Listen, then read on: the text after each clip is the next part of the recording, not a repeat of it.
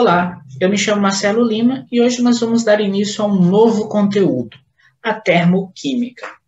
Nós sabemos que o deslocamento de pessoas, o tratamento de materiais, a produção de ferramentas, todos esses processos envolvem a energia. Todos esses processos típicos são realizados fazendo uso de energia. E nós podemos afirmar que cidades desenvolvidas, como é o caso dessa daqui, usam mais energia do que cidades primitivas, cidades pouco desenvolvidas. E a expansão da qualidade de vida implicou no aumento significativo do consumo de energia. É o que mostra esse gráfico. Note que, à medida que as décadas foram passando, o consumo de energia só aumentou. E a projeção, que são esses dados que estão aqui em roxo, é que esse consumo continue aumentando. Mas talvez você se pergunte de onde vem essa energia que nós tanto utilizamos no nosso dia a dia. Boa parte dessa energia advém dos combustíveis fósseis, da queima de combustíveis fósseis. É o caso do petróleo, do carvão e do gás natural. Uma outra parcela advém de outras fontes de energia. É o caso, por exemplo, da energia nuclear.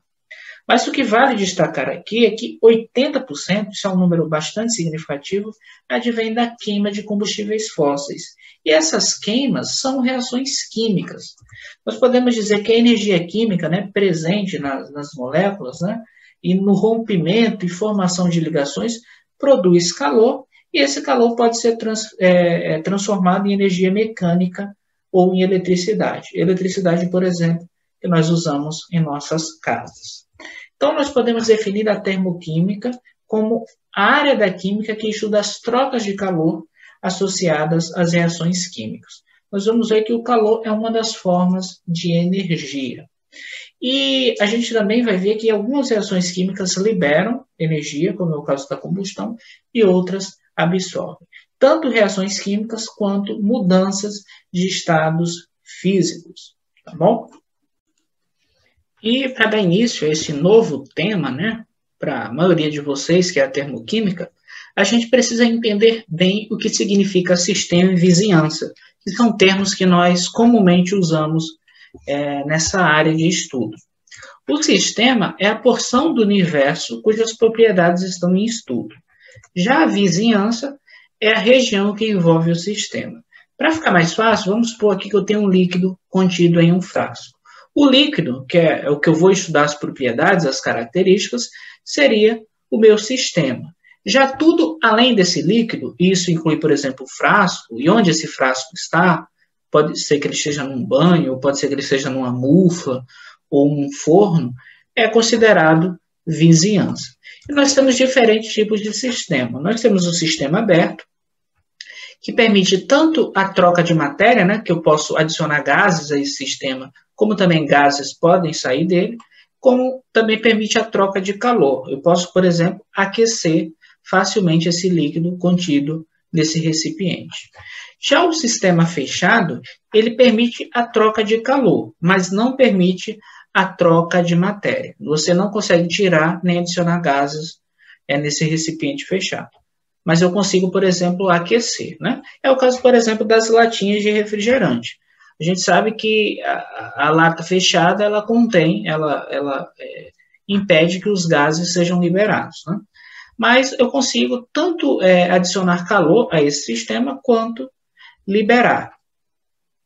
A gente consegue, por exemplo, esfriar ou esquentar o refrigerante. Já o sistema isolado, ele não permite nem a troca de matéria, nem a troca de calor. Então, eu não consigo nem absorver, esse sistema, na verdade, ele não consegue nem absorver calor, nem liberar calor.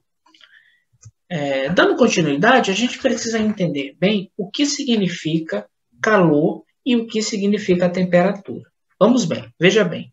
Calor é uma forma de energia que se transfere de um sistema a outro como resultado da diferença de temperatura.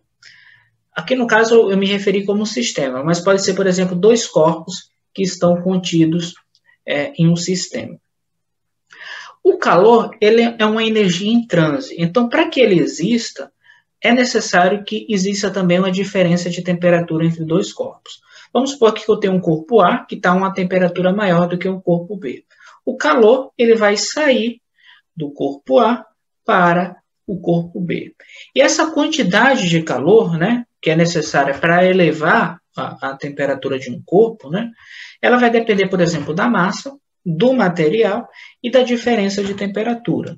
É provável que vocês já tenham visto essa equação aqui, que é o Q, que é a quantidade de calor liberada ou absorvida, é proporcional à massa, logo é mais fácil eu fornecer energia para pequenas quantidades de massa, ao invés de grandes quantidades de massa.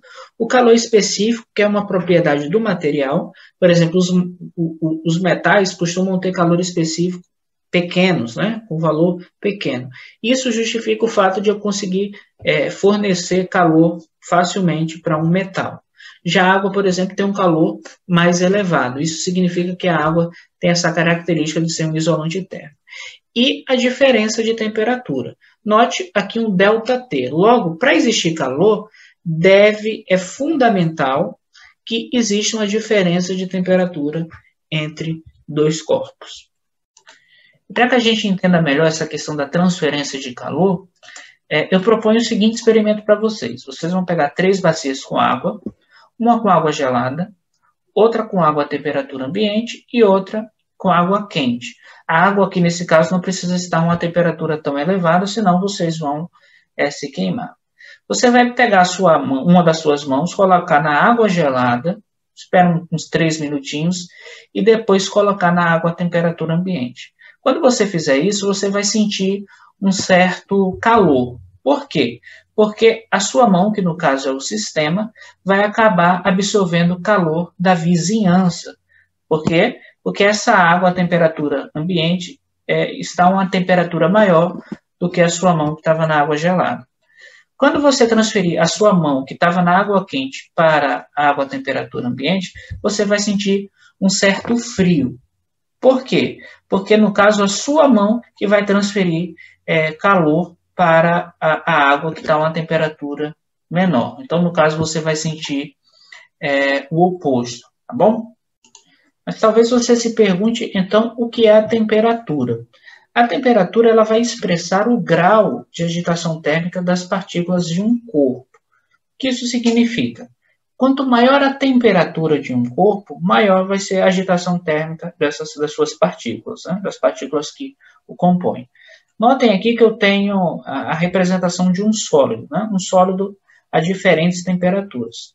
Note que quanto maior a temperatura, maior vai ser o grau de agitação das partículas, maior vai ser a velocidade média delas, né? Velocidade média no caso porque as partículas não terão a mesma velocidade. E quanto maior a velocidade, como a gente nota aqui, maior vai ser a energia cinética, porque elas são diretamente proporcionais. Já esse sólido a uma temperatura menor, e consequentemente a uma temperatura menor ainda, a agitação das partículas também será menor e, consequentemente, menor será a sua energia cinética e a sua temperatura. Vamos falar agora sobre o calor que pode estar envolvido tanto nas mudanças de estado físico quanto nas transformações químicas. Vamos tomar, por exemplo, a água. Para partir da água do estado sólido para o líquido ou do líquido para o gasoso, essa água ela vai precisar absorver calor, absorver energia.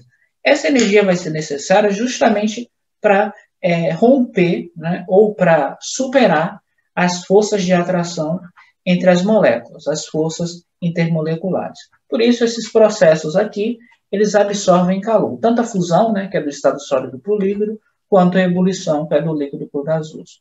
No processo contrário, né, nos processos contrários, tanto a condensação quanto a solidificação, nós vamos ter a liberação de calor, porque nós vamos formar ligações intermoleculares, evidentemente, entre as moléculas. Então, nós vamos ter processos que absorvem calor e processos que liberam calor.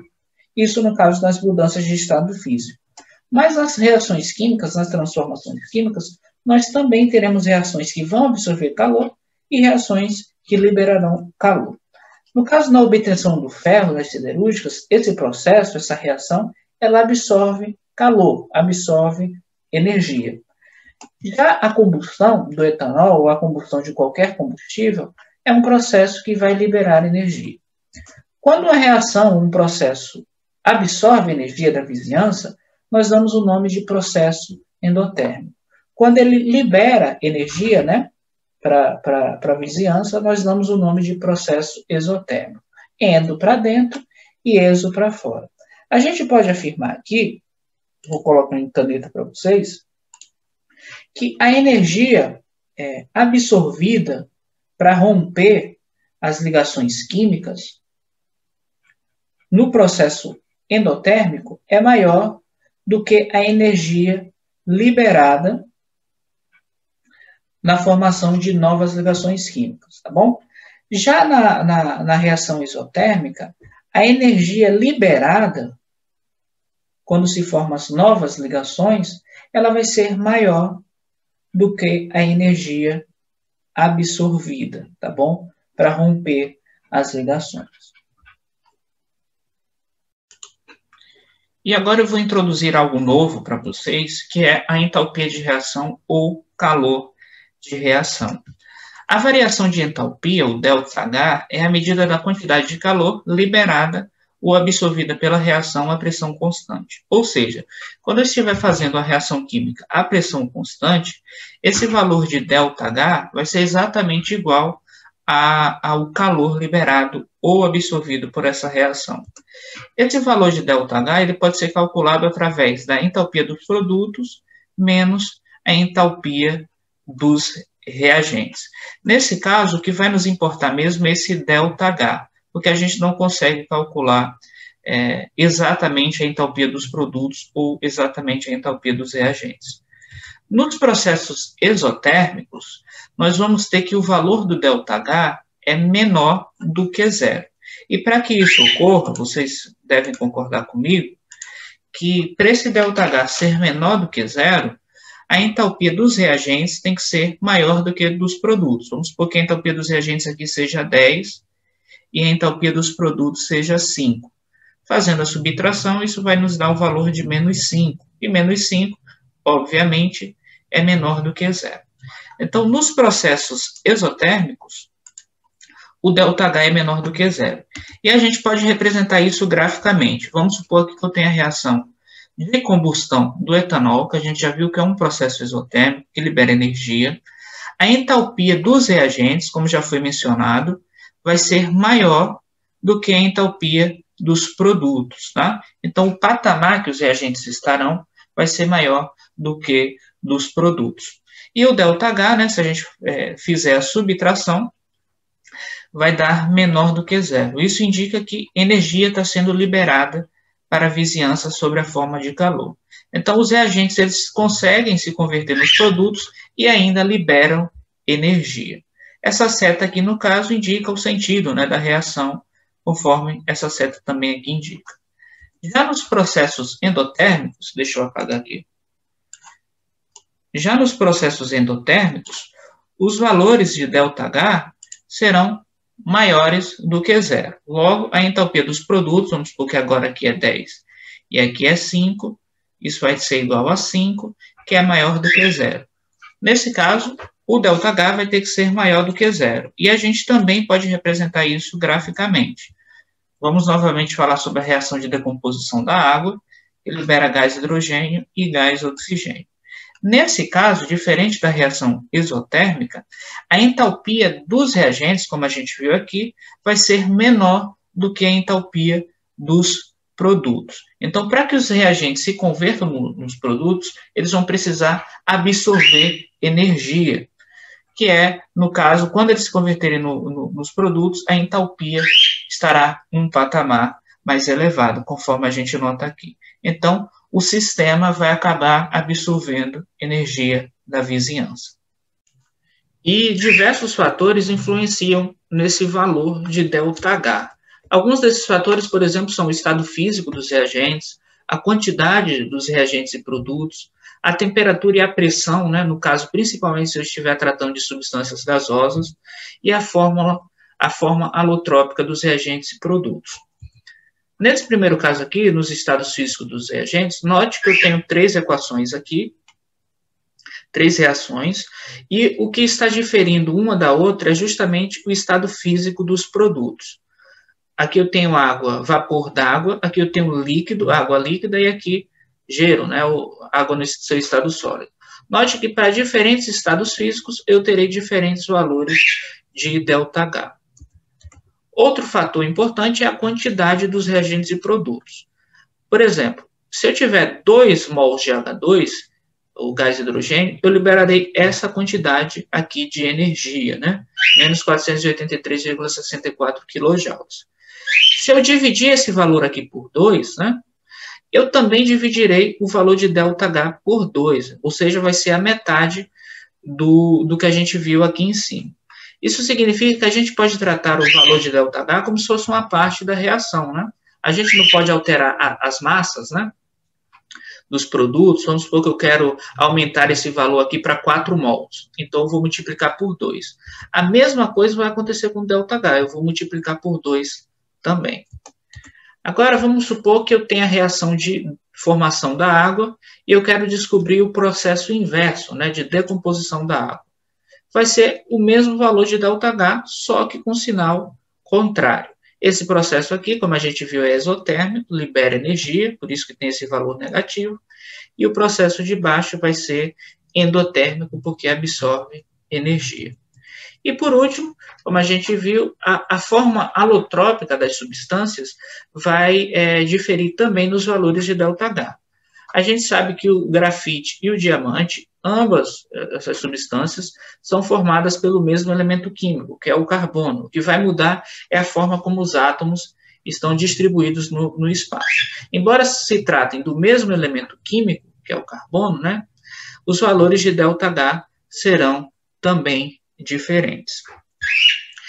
E a equação termoquímica, para terminar nossa aula, é a equação a qual acrescentamos a entalpia da reação e na qual mencionamos todos os fatores que possam influenciar no valor dessa entalpia. Então, eu tenho aqui a reação de combustão do etanol, que a gente já viu, e eu vou colocar do lado dessa equação o seu valor de ΔH, expressar o valor numérico, né, que é menos 1.369 kJ por mol de etanol, e vou dizer a temperatura que a reação foi feita, como a gente viu, a temperatura influencia no valor de ΔH, e a pressão também. Quando a temperatura é 25 graus Celsius ou 298 Kelvin, né, e a pressão é 1 atm, a gente diz que essa entalpia é a entalpia padrão de reação, que é a variação de entalpia quando todos os reagentes e produtos estão em seu estado padrão, que é de 1 atm e 25 graus Celsius. A seguir, a gente vai fazer alguns exercícios, né, a respeito do que a gente viu até agora.